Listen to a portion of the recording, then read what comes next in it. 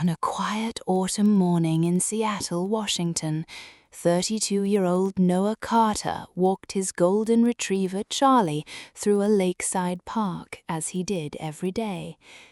Noah was a software engineer who enjoyed a simple life. After ending a long relationship 2 years earlier, he had stopped looking for love. His happiest moments were the peaceful walks with Charlie before work. One chilly Saturday morning, while Noah stopped to buy coffee from a small cafe beside the park, Charlie quietly wandered a few feet away. When Noah returned, he saw a young woman sitting on a wooden bench, laughing as Charlie happily rested his head on her lap. She looked up with a warm smile. "I'm sorry, he came over all by himself." Noah smiled. He usually has good taste in people. The woman laughed. Her name was Emma Brooks, a 29-year-old veterinarian who had recently moved to Seattle after accepting a new job at an animal rescue center.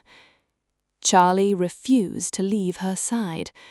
Before walking away, Emma gently scratched Charlie behind the ears and jokingly asked, "Can I borrow him next Saturday?" Noah smiled. "If Charlie agrees, I guess I have no choice." The following Saturday, Emma was waiting at the same bench. Charlie ran straight to her before Noah even unclipped the leash. Soon it became their weekend tradition. Every Saturday morning, the three of them explored new parks, beaches, hiking trails, and quiet coffee shops around Seattle. Sometimes they barely talked. Sometimes they talked for hours. Charlie always walked between them as if he knew they belonged together. One rainy afternoon, while taking shelter beneath a gazebo, Emma admitted something. "When I was little," she said softly, "I always believed dogs could recognize the people we're meant to meet." Noah looked at Charlie, who was sleeping peacefully between them. Maybe he already made his decision. Emma smiled. Months passed. Winter arrived. One evening, Charlie suddenly became seriously ill. Emma stayed beside Noah at the emergency animal hospital throughout the entire night. Hours later, Charlie slowly recovered. As Noah hugged his dog with relief, he realized something else. He couldn't imagine facing life without Emma either. A few weeks later, Noah secretly planned a special Saturday. He invited Emma to the very first park where Charlie had introduced them. When they arrived, dozens of dogs from the local rescue center ran happily across the grass wearing colorful scarves.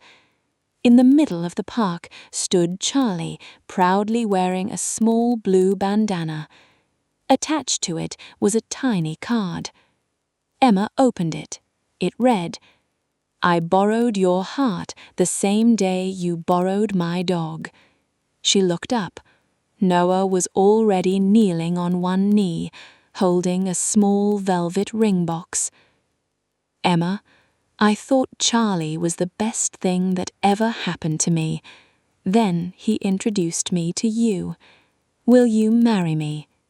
Emma laughed through happy tears.